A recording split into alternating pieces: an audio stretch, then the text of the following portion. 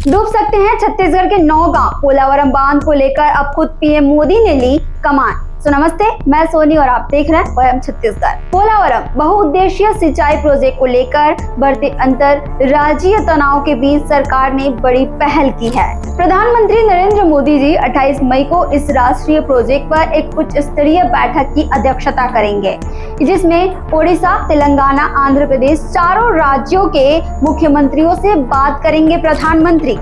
आंध्र को फायदा है, पर बस्तर को सबसे ज्यादा नुकसान का अनुमान भी है। बैठक में भूमि डूबन, आदिवासी विस्थापन और पुनर्वास जैसे संवेदनशील विषयों पर चर्चा होगी, जो लंबे समय से राज्य के बीच विवाद का कारण बने हुए हैं। 28 मई की बैठक पर सबकी नजरें टिकी है। अगर पीएम मोदी की बैठक में कोई बड़ा फैसला निकलता है तो इस लंबे विवाद का रास्ता साफ हो सकता है, वरना बस्तर के कई गांवों और हजारों लोगों का भविष्य अधर में अटक सकता है।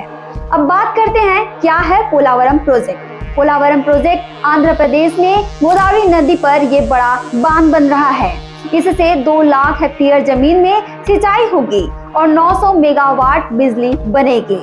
इसके अलावा फैक्ट्रियों और कारखानों में भी पानी यहीं से जाएगा।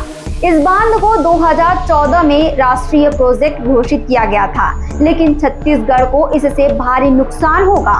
बस्तर के इन गांवों पर डूब का खतरा। अगर बांध पूरा बन गया तो सुकमा जिले के 9 गांव पूरी तरह से डूब सकते हैं। इसमें शामिल है कोटा, बेजामुंडा, मेटागुंडा, पेदा किसोली, आसिरगुंडा, इंजरम, पंदीगुंडा, ढोडरा और वेंकटपुरम।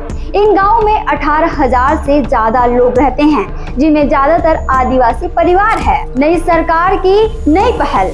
हाल ही में आंध्र प्रदेश में फिर से एनडीए की सरकार बनी है। सरकार बनते ही पोलावरम बांध का काम फिर से तेजी से पूरा किया गया है। सरकार बनते ही पोलावरम बांध का काम तेजी से शुरू कर दिया गया है।